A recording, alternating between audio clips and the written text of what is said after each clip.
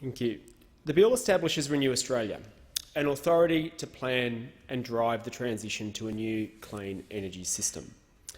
We are in the middle of a climate emergency, and the recent widespread bleaching of our Great Reefs is only the most recent manifestation and the beginning of the catastrophic effects that our pollution is causing. The security of our nation is at threat, and our way of life needs to be protected. We need to act, and we need to act urgently. But the good news is that confronting the enormous challenge of climate change is also an opportunity to remake our economy and ensure our future prosperity. By powering the new economy with clean energy, we will make a new future where economic growth is decoupled from pollution. Deputy Speaker, the Greens have a plan to renew Australia by powering the new economy with clean energy. Our plan will ensure that energy generation is at least 90% renewable by 2030 for electricity, and that our energy productivity is doubled. We'll establish a $500 million government authority, Renew Australia, tasked with planning and driving the transition to a new clean energy system, to leverage $5 billion of construction in new energy generation over the next 4 years. We'll create a $250 million Clean Energy Transition Fund to assist coal workers and communities with the transition, with the total amount spent rising to $1 billion over the decade. And we'll implement pollution intensity standards to enable the gradual stage closure of coal-fired power stations, starting with Australia's dirtiest, Hazelwood. Now, this is critical, Mr Deputy Speaker. We have to get off coal and onto renewables if we're to have any chance of meeting the challenge that climate change has laid down to us. But as we do so, we need to ensure that no one is left behind, that the workers in those coal-fired power stations and their communities are looked after, and that supply is continued as we make this transition so the lights stay on. Our plan aims to electrify transport and industry, including new industries that want to access cheap and clean energy. And as a result of that, even with a doubling of energy efficiency, energy production for electricity in Australia actually needs to increase by about 50% by 2030. So the Greens' plan is to grow the amount of electricity that we produce in this country, but to make it clean and green. And to do that, we're going to need all shoulders to the wheel. And so the future for the energy market is going to continue to be a mix of private, public and community infrastructure.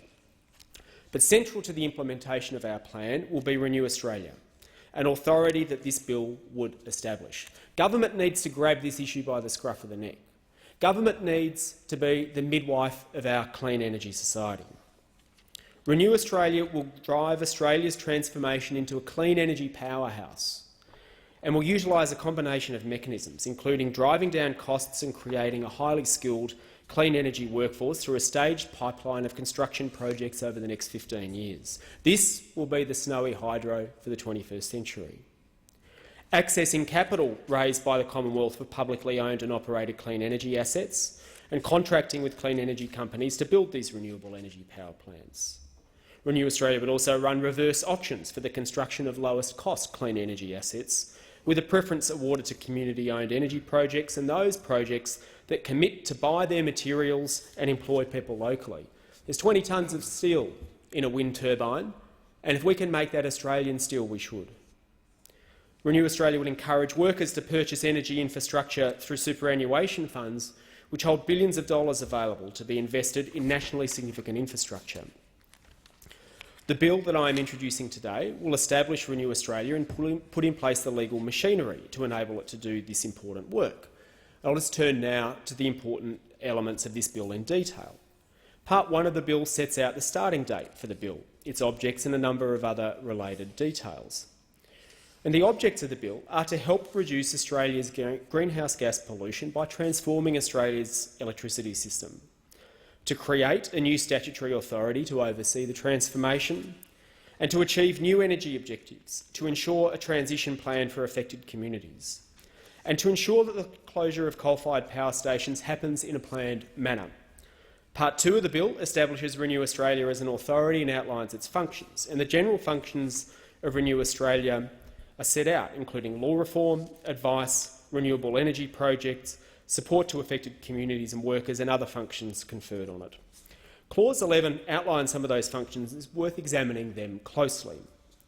Clause 11, subsection 1, lists Renew Australia's law reform functions to review and propose changes to Commonwealth, state and territory laws relating to electricity generation, to consult with the Commonwealth, state and territory governments about the proposed changes, and to recommend Commonwealth law changes to the Minister and publish reviews and proposals on its website. One of the first tasks of Renew Australia will be to review our national energy laws and come up with draft legislation to explain how we will make this transition and reform the national energy market, which is in dire need of change. Clause 11.2 lists the new energy objectives of Renew Australia, and indeed of the country, which will drive the decisions of the authority. The new energy objectives that will be enshrined in legislation are to achieve a transition in generating electricity in Australia so that by 2030 90% of electricity generated is derived from renewable energy resources, and that electricity generation capacity in Australia is increased to 358 terawatt-hours.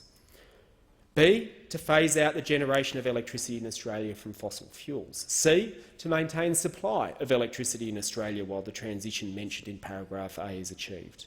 D, to lower energy costs to households and business, including by enabling them to become generators of electricity from renewable energy sources. E, to make Australia a destination of choice for industry seeking reliable and clean energy. And F, to have a national electricity grid that is suited to the transition mentioned in paragraph A and to which generators of electricity from renewable energy sources have a right to connect. And that last one, like many of the others, is vital. People should know that when they generate renewable electricity, whether it's on your rooftop or whether you're building a new wind farm or solar plant somewhere, that you will be connected to the grid. The bill goes on to outline Renew Australia's responsibilities to lay out a timetable for planned closure of coal-fired power stations and for principles for investment in the new national electricity grid. And importantly, in Clause 11, Renew Australia is to develop laws that will proceed by complementary legislation between the state and the Commonwealth, but if the states aren't going to come to the party, the Commonwealth needs to act alone. The Commonwealth needs to step in to ensure that our pollution in this country is reduced as we switch over from coal to wind and solar. And if the states don't want to be party to it, the Commonwealth needs to lead the way. It will also be clear, and this is set out in Clause 13, that Renew Australia has the capacity to build, finance, own or operate renewable energy projects and also to run reverse auctions for new private sector renewable energy projects. And Renew Australia must take action that is in the public interest. Parts 3 and 4 set out the powers, privileges and immunities of the Renew Australia Board and the Chief Officer and other machinery relating to it. Part 5 sets out that the Parliament may appropriate money for Renew Australia and the Finance Minister may give them directions. And finally, Part 6 outlines matters in relation to the legal delegations and the power for Minister to make rules. Tackling global warming needs real leadership. In the face of the climate challenge, the rest of the world is moving rapidly to transform their economies, and we cannot be left behind. On the 25th of July last year, Germany produced 78% of its electricity from renewable energy.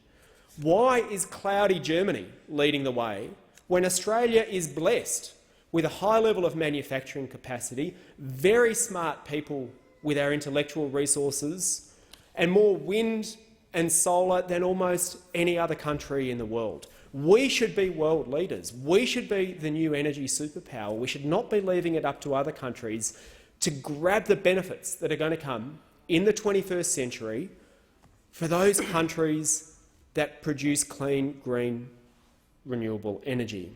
Our hope is that Australia becomes a destination of choice for industry around the world that is looking for a place to come to for cheap and plentiful power supply that's produced cleanly. Let us be the place in the region that you come to run your business if you want to know that your business is being run on secure, renewable energy.